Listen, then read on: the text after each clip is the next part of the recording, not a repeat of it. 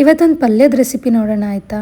ಈ ಪಲ್ಯ ತಿಂತಾ ಇದ್ದರೆ ನಿಮ್ಗೆ ಅನಿಸುತ್ತೆ ಪಲ್ಯ ತಿಂತಿದ್ದೀನೋ ಅಥವಾ ಭರ್ತಾ ತಿಂತಿದ್ದೀನೋ ಅಂತ. ನಾನಿಲ್ಲಿ ಬೆಂಡೆಕಾಯಿನ ಬಳಸ್ಕೊಂಡ್ಬಿಟ್ಟು ಸಾಫ್ಟಾಗಿರೋಂತಹ ಪಲ್ಯ ಮಾಡ್ತಾಯಿದ್ದೀನಿ. ಈ ಪಲ್ಯ ಮಾಡ್ಕೊಳ್ಲಿಕ್ಕೆ ಮೊದಲಿಗೆ ಒಂದು ದಪ್ಪ ತಳದ ಬಾಣಲೆ ಇಟ್ಕೊಂಡು ಅದಕ್ಕೆ ಸ್ವಲ್ಪ ಎಣ್ಣೆ ಸೇರಿಸ್ಕೊಂಡಿದ್ದೀನಿ. ಎಣ್ಣೆ ಸುಮಾರು ಒಂದು 3-4 ಚಮಚ ಸೇರಿಸ್ಕೊಂಡಿದ್ದೀನಿ. ಎಣ್ಣೆ ಬಿಸಿಯಾದ ನಂತರ ಚಿಕ್ಕದಾಗಿ ಕಟ್ ಮಾಡಿ ಇಟ್ಕೊಂಡಿರೋಂತಹ ಒಂದು 3 ಎಸಳು ಬೆಳ್ಳುಳ್ಳಿನ ಸೇರಿಸ್ಕೊಂಡಿದ್ದೀನಿ.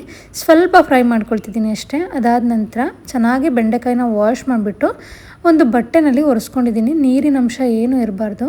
ಆ ಥರ ಚೆನ್ನಾಗಿ ಒರೆಸ್ಕೊಂಡು ಈ ಥರ ತುಂಬ ಚಿಕ್ಕದಾಗಿ ಕಟ್ ಮಾಡ್ಕೊಂಡಿದ್ದೀನಿ. ಆದಷ್ಟು ತೆಳುವಾಗಿ ಕಟ್ ಮಾಡ್ಕೊಂಡಿದ್ದೀನಿ. ಈ ಥರ ತೆಳುವಾಗಿ ಕಟ್ ಮಾಡ್ಕೊಳ್ಳೋದ್ರಿಂದ ಬೆಂಡೆಕಾಯಿ ಬೇಗ ಫ್ರೈ ಆಗುತ್ತೆ.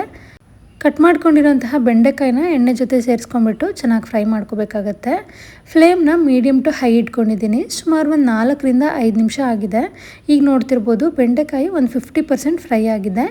ಈ ಟೈಮಲ್ಲಿ ನಾನು ಒಂದು 2 ಗರಿಯಷ್ಟು ಕರಿಬೇವನ್ನ ಸೇರಿಸ್ಕೊಳ್ತಾ ಇದ್ದೀನಿ. ಲಿಡ್ಡೆಲ್ಲ ಏನು ಕ್ಲೋಸ್ ಮಾಡೋದು ಬೇಡ. ಈ ಥರ ಮಧ್ಯದಲ್ಲಿ ಕೈ ಆಡಿಸ್ಕೊಂಡು ಚೆನ್ನಾಗಿ ಫ್ರೈ ಮಾಡ್ಕೋಬೇಕಾಗತ್ತೆ. ನೋಡ್ತಿರ್ಬೋದು ಲೋಳೆ ಅನಿಸ್ತಾ ಇದೆ. ಲೋಳೆ ಪೂರ್ತಿ ಹೋಗೋವರೆಗೂ ಕೂಡ ಚೆನ್ನಾಗಿ ಫ್ರೈ ಮಾಡ್ಕೋಬೇಕು. ಈಗ ನೋಡ್ತಿರ್ಬೋದು ಲೋಳೆ ಅನ್ನಿಸ್ತಾ ಇಲ್ಲ.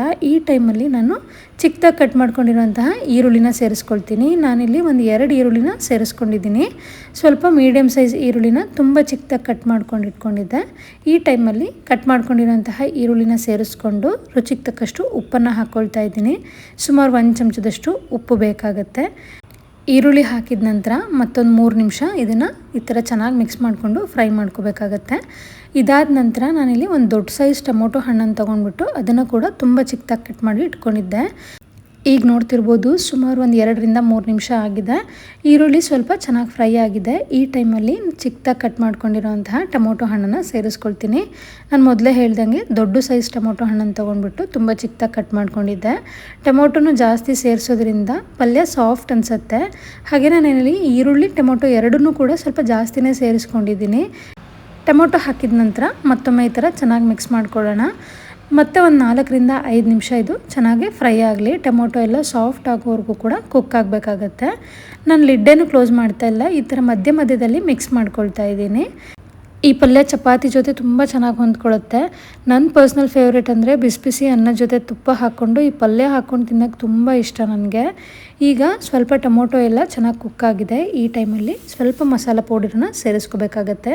ನಾನಿಲ್ಲಿ ಬೇಸಿಕ್ ಮಸಾಲಾನ ಬಳಸ್ಕೊಳ್ತಾ ಇದ್ದೀನಿ. ಒಂದು 1/4 ಚಮಚದಷ್ಟು ಅರಿಶಿನ ಪುಡಿ, 1 ಚಮಚದಷ್ಟು ಧನಿಯಾ ಪುಡಿ, ಹಾಗೆಯೇ 1 ಚಮಚದಷ್ಟು ಬ್ಯಾಡಗಿ ಮೆಣಸಿನ್ಕಾಯಿ ಪುಡಿನ ಸೇರಿಸ್ಕೊಳ್ತಾ ಇದ್ದೀನಿ.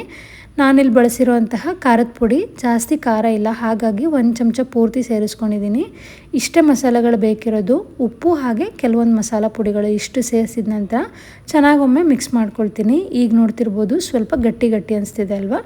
ಹಾಗಾಗಿ ಚೆನ್ನಾಗಿ ಮಿಕ್ಸ್ ಮಾಡಿದ ನಂತರ ಇದ್ರ ಮೇಲ್ಗಡೆ ಒಂದು ಸ್ವಲ್ಪ ನೀರು ಚಿಮ್ಸ್ಕೊಳ್ತೀನಿ ಅಷ್ಟೇ. ಜಾಸ್ತಿ ನೀರು ಹಾಕೋದು ಬೇಡ. ನಾವು ಹಾಕ್ಕೊಂಡಿರುವಂತಹ ಮಸಾಲೆಗಳು ಈ ತರಕಾರಿಯೊಟ್ಟಿಗೆ ಚೆನ್ನಾಗಿ ಹೊಂದ್ಕೊಳ್ಳಿ ಅಂತ ಸ್ವಲ್ಪ ಈ ಥರ ನೀರು ಚಿಮ್ಸ್ಕೊಳ್ತಾ ಇದ್ದೀನಿ.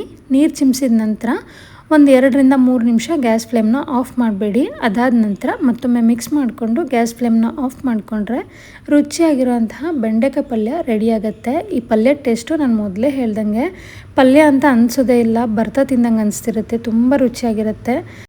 ಯಾವಾಗಲೂ ಒಂದೇ ಥರ ಬೆಂಡೆಕಾಯಿ ಪಲ್ಯ ಮಾಡ್ಕೊಳ್ಳೋ ಬದಲು ಈ ಥರ ಒಂದ್ಸಲ ಟ್ರೈ ಮಾಡಿ. ಮನೆಯಲ್ಲಿ ಎಲ್ಲರೂ ಕೂಡ ಇಷ್ಟಪಟ್ಟು ತಿಂತಾರೆ. ತುಂಬ ಚೆನ್ನಾಗಿರುತ್ತೆ ಈ ಪಲ್ಯ. ಈ ಸಾಫ್ಟಾಗಿರೋಂತಹ ಬೆಂಡೆಕಾಯಿ ಪಲ್ಯನ ಬಿಸಿ ಚಪಾತಿ ಜೊತೆ ಸರ್ವ್ ಮಾಡ್ಕೊಳ್ಳಿ, ಇಲ್ಲ ಬಿಸಿ ಅನ್ನದ ಜೊತೆ ಸರ್ವ್ ಮಾಡ್ಕೊಳ್ಳಿ. ಕೆಲವೊಮ್ಮೆ ಮೊಸರನ್ನ ಅಥವಾ ರಸಮನ್ನ ಎಲ್ಲ ಮಾಡ್ಕೊಂಡಾಗ ಸೈಡ್ ಡಿಶ್ ಆಗಿ ಈ ಥರ ಪಲ್ಯ ಮಾಡಿಕೊಂಡ್ರೆ ತುಂಬಾ ಚೆನ್ನಾಗಿರುತ್ತೆ. ಒಳ್ಳೆ ಕಾಂಬಿನೇಷನ್ ಅನಿಸುತ್ತೆ. ನೀವು ಕೂಡ ಈ ಥರ ಪಲ್ಯದ ರೆಸಿಪಿನ ಒಂದ್ಸಲ ಟ್ರೈ ಮಾಡಿ. ನಾನು ಬೇರೆ ಥರ ಬೆಂಡೆಕಾಯಿ ಪಲ್ಯ ಮಾಡ್ತೀನಿ, ಆದರೆ ಈ ಥರ ಮಾಡ್ಕೊಳ್ಳೋದು ನನ್ನ ಪರ್ಸ್ನಲ್ ಫೇವ್ರೇಟು.